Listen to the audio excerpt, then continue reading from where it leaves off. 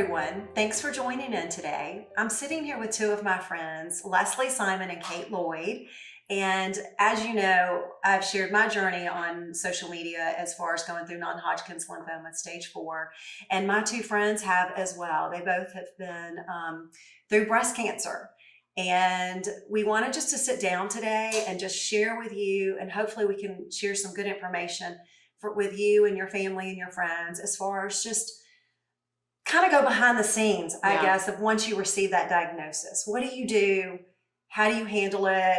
What are your first steps? And so, I'm gonna put it out to y'all. Like, what would you recommend if someone called you and said, I am recently diagnosed with some sort of cancer? What would you say to them? Well, I'd start by saying, do not get on the Google and do not try to WebMD yourself, because none of that information is going to be useful to you. I mean, I think the most important thing I did, you go into shock when you hear the words. And I know that y'all know that feeling. I mean, when the doctor says it, you're like, all of a sudden Charlie Brown's teacher started talking and I couldn't hear anything else happening. So my husband really had to digest everything that was coming in at that moment. But afterwards, I got literature from the American Cancer Society on my specific type of cancer. And I felt like reading factual literature from ACS that I could really trust, that also didn't scare me.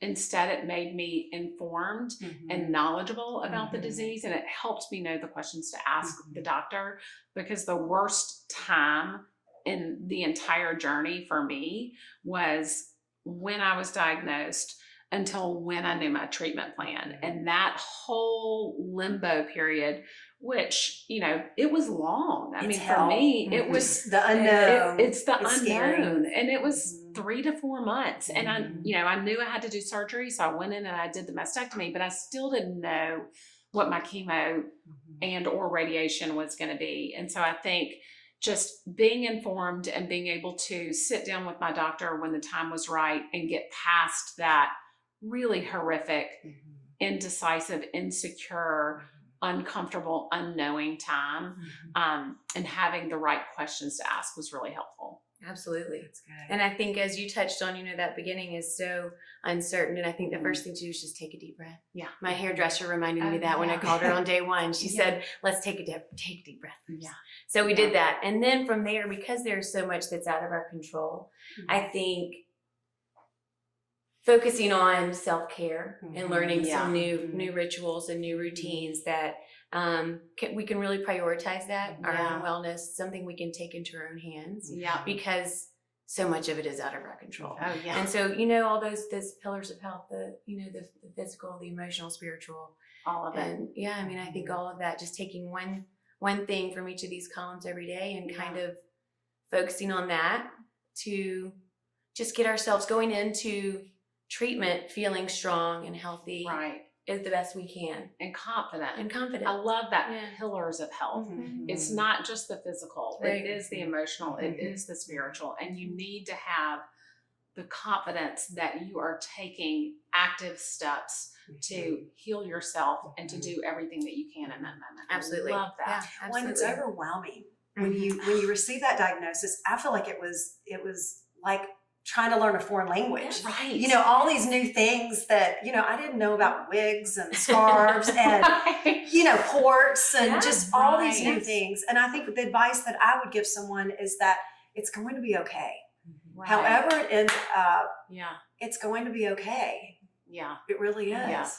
And even if okay is scary. I mean, it's okay. I'm still in treatment.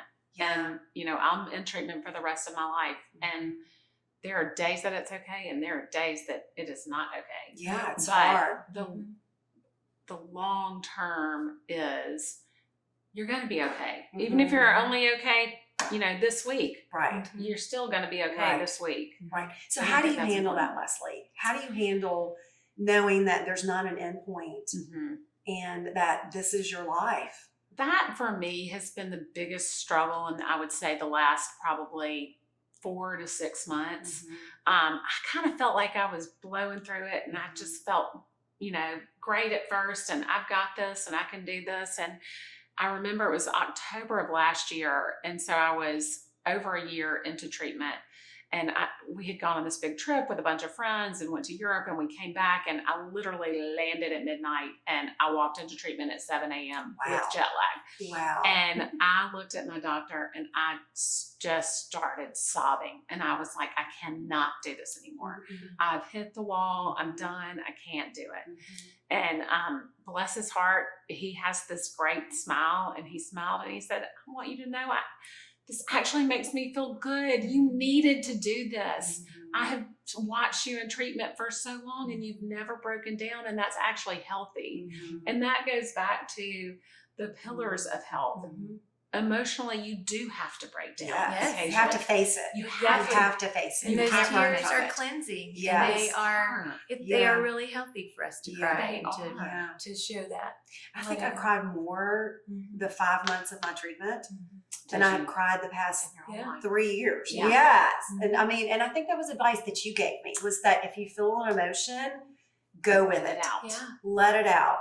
Because for our cancer, the worst thing is to hold that in. Yes. Because it it's almost like it feeds it. Yes.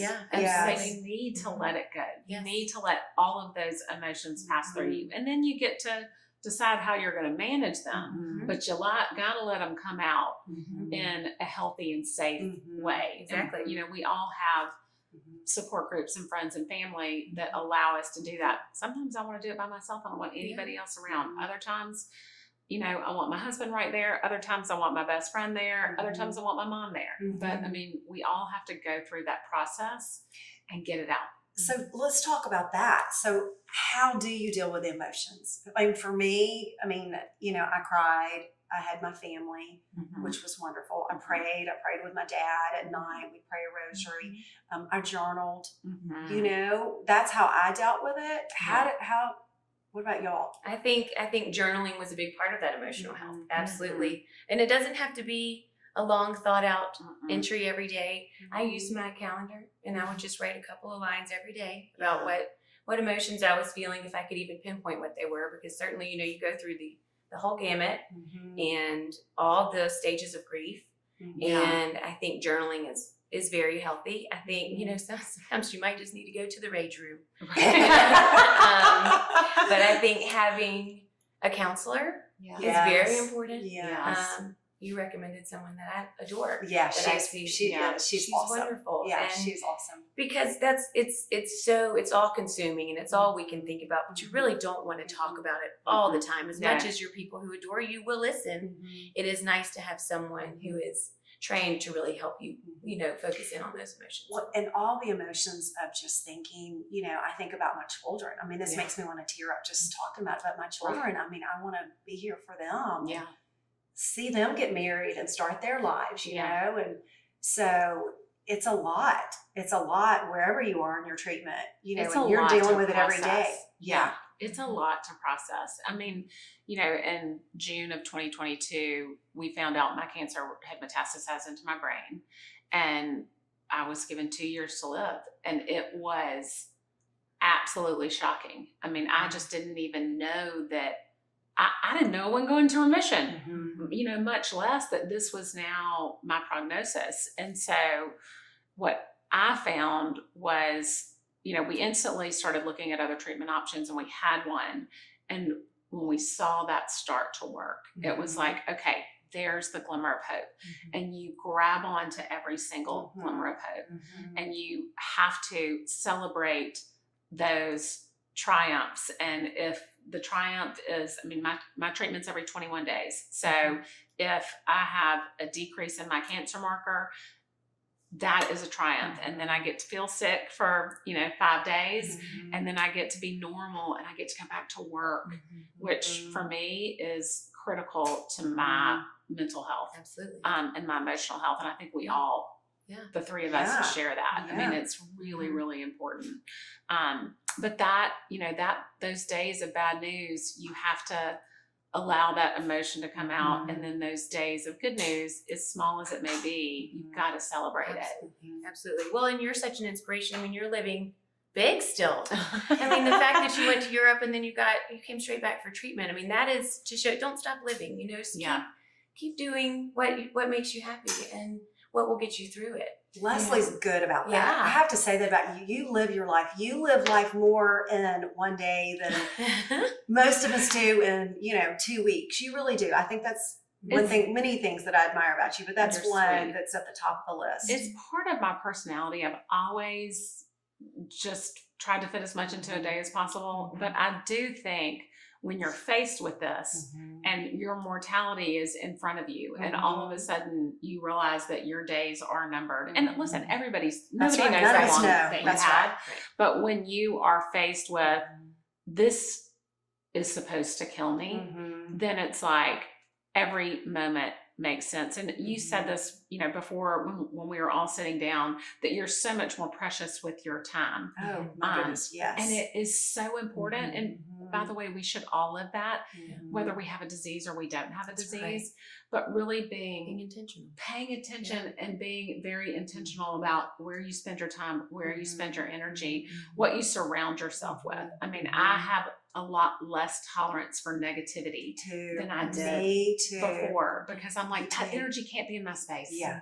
It can't be in my space. Well, I'm the same way. I'm the exact same way. And I always try to find gratitude in the day too. I mean, and I find myself being negative. I'm like, okay, what are 5 things I'm grateful for right this very moment? Yeah. And it might be the nice man that opened the door for me coming out of the grocery store. It might be something very simple. Your favorite pen on the My favorite pen. Things like that. Yes. I slept well last night. Just whatever it might be. Those little things. Just the little things, because I don't want negativity in my life either. I don't want negative people in my life. I don't have time for it.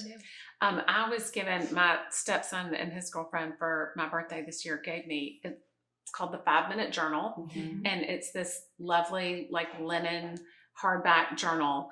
And every single day you write down 3 things you're grateful for, 3 things that would make today great, that you can do to make today great, and your daily affirmation for the day. And then at the end of the day, so you do that in the morning, and at the end of the day, you write 3 highlights of the day, and then something that you learned from the day.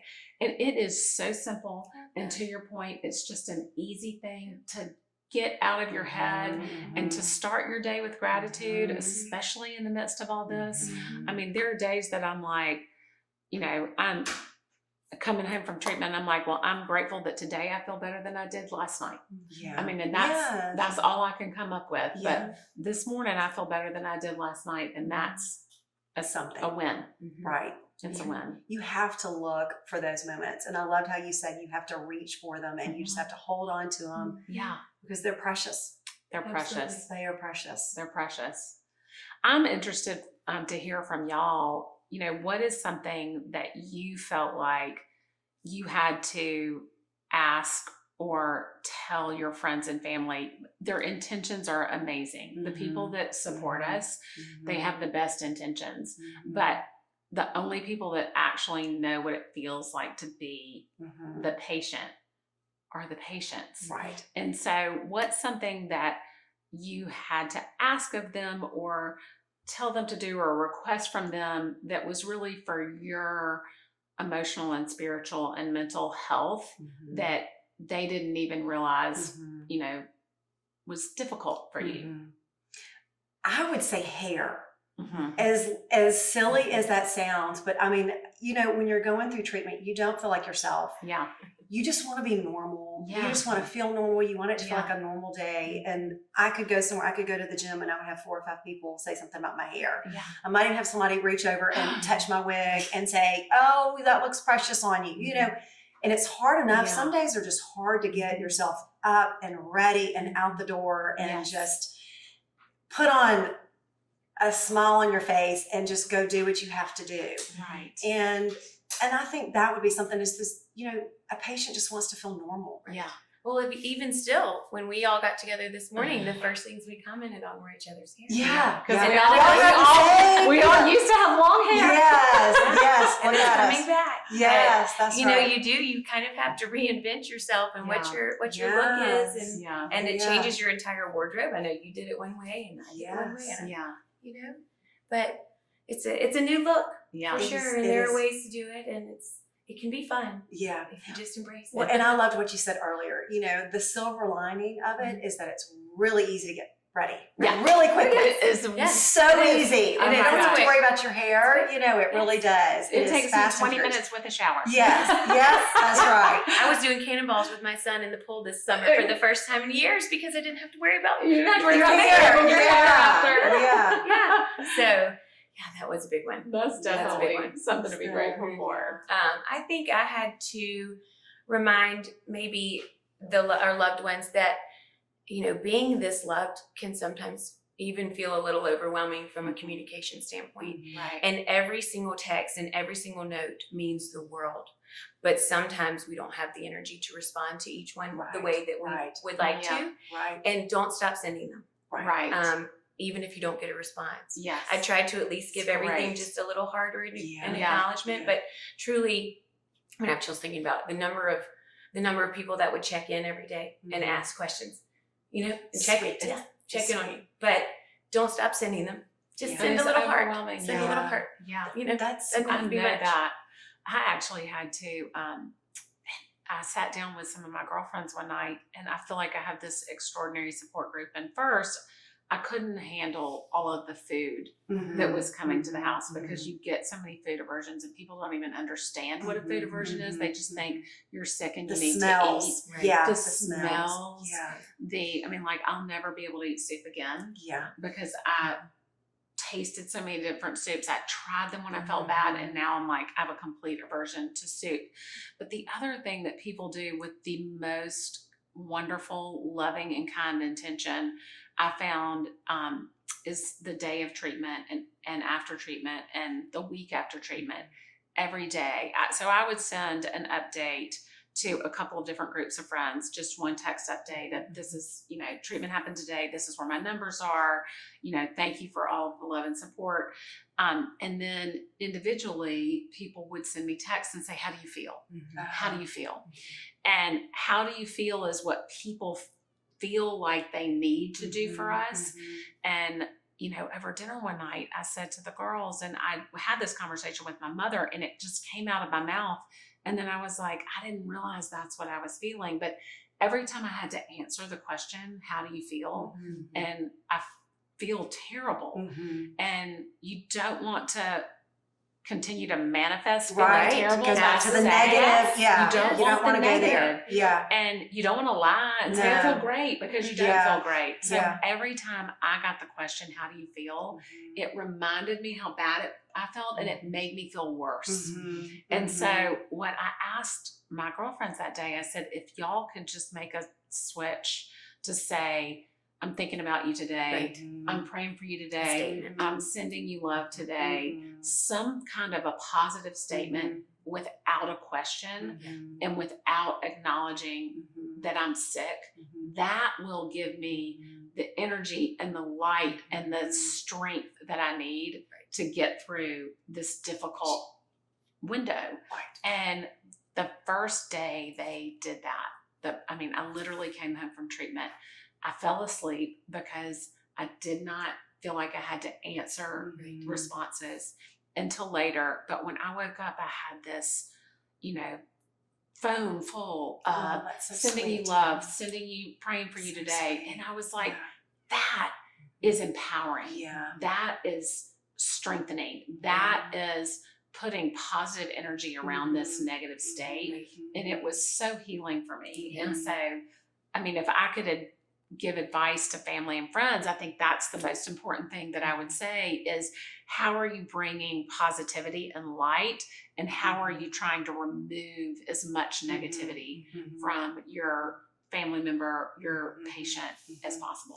And I think I would build on that as well, as far as being positive, but not telling them what to do. I had some people tell me, you know, oh, I talked with someone and she was so productive on steroids. Well, I don't want to be on steroids. It's not by choice, and I'm not looking to be more productive because I'm on them. And you know, I had a hard time hearing negative things or bad things too. For instance, if my family came over and they were talking about somebody who was sick or somebody who died, and it could be something unreal. I was like, I can't. I don't have the capacity for that. I don't have the not capacity. that you don't care. No, not at all. And I loved how you talked about text. Texts are a great way because you can control when you're reading them. Yeah. People can send them when it's good for them. I had a hard time talking on the phone. Yes. And I don't know what it was. It was just the energy. It takes a lot of energy to talk. And I never would have known that or thought that. But and breath. Yes, I had a hard time talking on the phone. Yeah. Text was a lot easier for me. I agree. And I think that's one of the reasons I was so vocal on social media was that I wanted to control the narrative. Right. And kind of set the parameters. Right. As far as, what was going on. Yeah. Yeah. So I could, I guess, control that to some extent. Because I couldn't control anything else. I I control anything, and you do want it to be in a positive light. Yeah. It is, we are grateful to be able to go through the treatment and to be able to see the next day. And so you do want to have it all shine in a positive light because in your mind, we're not grateful that we have cancer. Of course not. That is not what we're grateful for. But by contrast, we can see all the things in our life that we are grateful for. Right. Oh gosh, it's right there. It's like a mirror. You were reminded because you realize you're not guaranteed tomorrow. Everything shines a little bit brighter. Yes. To cancer. That's so true. So it is easy to feel gratitude. Yeah. Despite the fact that you have cancer. Right. And there are blessings that come with this awful disease too. Sure. Just the gratitude you feel, the humility that you feel, the friendships that you make. We're all on a group text with, what are there, 20 girls on this text? Yes. And we're all patients. Helping one another. And so I love that. I do too. And you feel that support. We're all in the same boat together. When somebody has a hard time, they ask a question and everybody chimes in with, this is how it worked for me. And also because we're all patients, I've noticed on that chain, nobody tells anybody else what to do. They say, this worked for me. Right. And no one person's is right or wrong. Right. It's like, so that worked for you and that worked for you and that worked for you. Okay, so now I can figure out what works for me. I can try those things, or if it doesn't resonate, I don't have to try. Right. But that chain is so helpful to me. So what advice would you have for someone like that you wish you knew before you went through radiation or chemo that you didn't know? For me, and I would say just prepare yourself to make sure you can go to the bathroom. That's all I'm going to say about that. No one warned me. Yeah. And that was terrible. It was either one extreme or the other. Yeah. And the other was worse than after I had children. Yeah. Like it was terrible. It was terrible. Yeah. That is such a good thing. And no, people do not talk about that. No. It's not something you want to talk about. No, it's not. But I start taking a little herbal supplement at night, and I take 2 the night before treatment because I know that I'm going to get that injection, and I can't even remember what it's called. Aloxy maybe, the nausea medicine. The second I get that injection, my body is like, for Shuts 4 down. days. Yes. And then you don't feel like eating normal foods either. Right. And so, sometimes I'm like, all I want is bread. I just want toast. Yeah. That's so important. It really, I would do the same thing. A few days before, I would take an herbal supplement, and then this pelvic PT lady, this friend of mine, had told me some exercises on YouTube.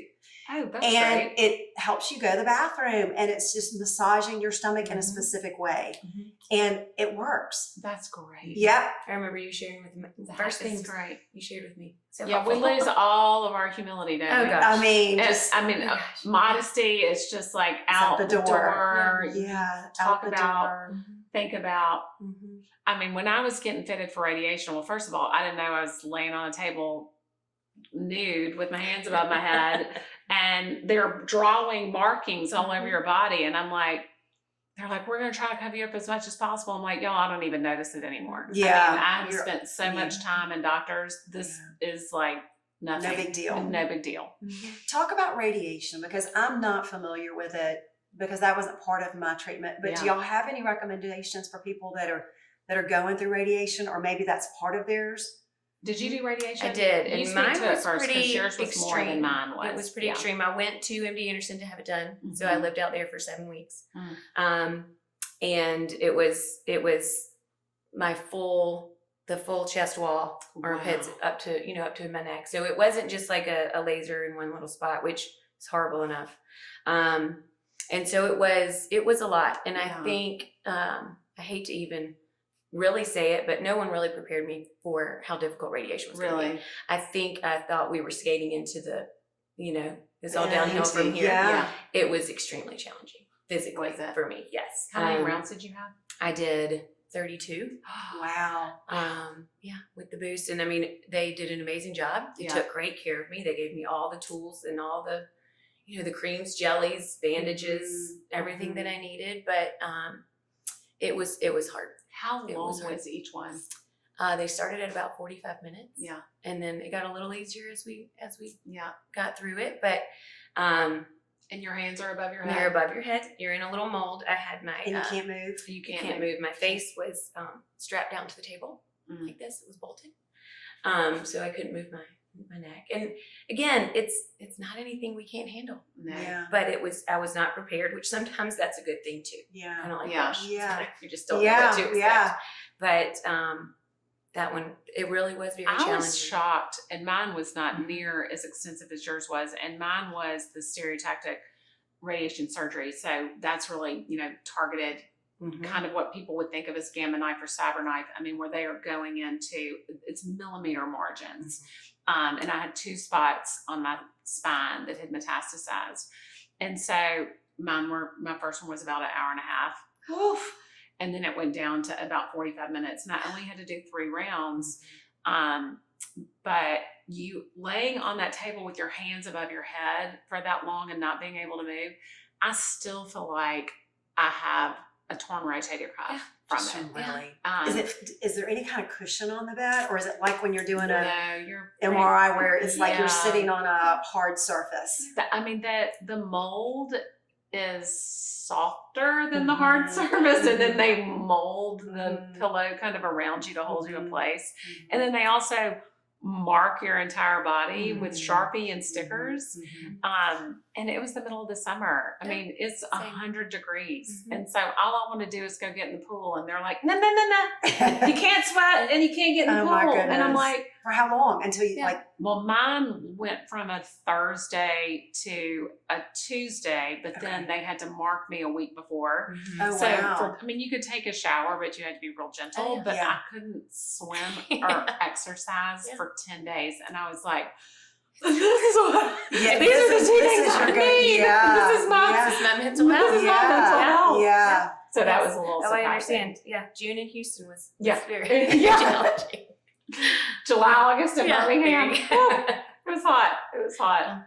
But we made it. We made it. We made it. And, I was terrified of radiation. And I really, from day one, it was the one thing I did not want to do. I wanted to do anything to avoid it.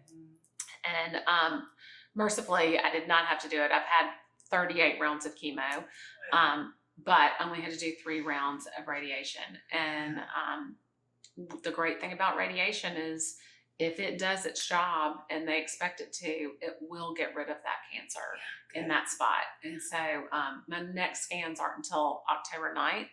And so on October 9th, we'll know if it did what it's supposed to do, but all the numbers are coming down, which makes us think that they are. That is amazing. I know, but it's, one of the many parts that is a challenge, but that is that, double-edged sword, because it's so beneficial and it's so challenging at the same time. Let's talk about something a little more lighthearted. Okay. All right, clothes. When you're going through treatment, you have your port. Yeah. I had a PICC I line still for have my mine. first Yeah. 3. Oh, mine's gone. So. Oh, Hopefully yours is. You have yours? mine's my little buddy. He's gonna hang out Oh, with I me know. forever. He's gonna- you're forever. gonna I know. have- I have mine until probably January. Yeah. Yeah. And so if you have tried to do veins and use your veins, and you've been through chemo, you realize it's a horrific mistake because your veins flow. And so my first 4 rounds of 2 different chemos, I did just injections, and my veins were so shot that by my last treatment, I want to say it took them almost 2 hours to find a working vein. And that's terrible. It's terrible. I've had that too. It hurts. It does. And then when it came back, I was like, let's get that poured in right now. Mhm. And is a game changer. So no, she, as much as I hated it at first, it's my little buddy. It's staying with me forever. We're never going back to trying to put something in my veins. We say thank you. We say thank you every day for that. Yeah. And then I know when I was doing my treatment, I would try to wear something that had buttons. Yeah. Easy to access, but comfortable. Yeah. But tell me about like what was your go-to outfit when I with wear the the same treatment? thing every You time. do? You do? I Is there have a a reason? go-to. I Is there a bought- lucky outfit or it something? is so comfortable. I Uh-huh. bought the, I mean, everybody sees shopping on the Instagram and the Frank and Eileen Nice. set, Yeah. travel set. Yep. Bought it in every color. Okay. Quickly learned, don't wear your white to treatment Yeah. because Stains. you do bleed. So I wear my navy or my black Love it. every single time. Okay, It that's is good. so comfortable and it has that big boat neck so they can get to my core. Yeah. And it's almost like I'm in pajamas, but I'm not in Oh, yeah. pajamas. Yeah, that's I have so a little nice. crop pants. Yeah. Well, by contrast, I do actually wear my pajamas. You I do? have Good some. for you. I have some lake pajamas that have a wrap shirt, with the little tie, Mhm. and they're the green pinstripe. And I've got, I'll just wear a little jacket with it. Maybe I've got a green denim jacket that I love, some cute shoes, and I put on a little hat, and it looks almost like a jumpsuit. Yeah. And it's so cozy and so comfortable. Yeah. And that was my favorite thing to wear. And to you're treatment. good to go. Good to go. What Yeah. about you? Or a button down. Yeah. And you're a button down. This sounds so crazy. I'm like, what did I wear? But yes, button down, something comfortable. If I had a V-neck sweater, Yeah. that was good. That way they could access it. Yeah.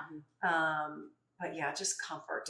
Just There aren't a comfort. lot of cancer specific No. options, No, they're that really- are you really just for search. cancer. Yeah. You Right. kind of find what works for you. But Right. when you look at, there are some great websites and things that are very functional, but as far as style goes, it can be lacking. Well, So- and I I'm feel telling like y'all that Frank we and can get Eileen, y'all are all going to go creative. look at that Frank and Eileen Same. set, but it's adorable. you need to be a spokesperson. There you go. I know. We might find you a 10th Right. job for you last week. Exactly. All your energy. Just clothe me in my, Yes, that's right. in my cancer center outfit. That's right. So as we tie up and as we close, is there anything you would like to share that we didn't touch on or that you think would be beneficial or helpful?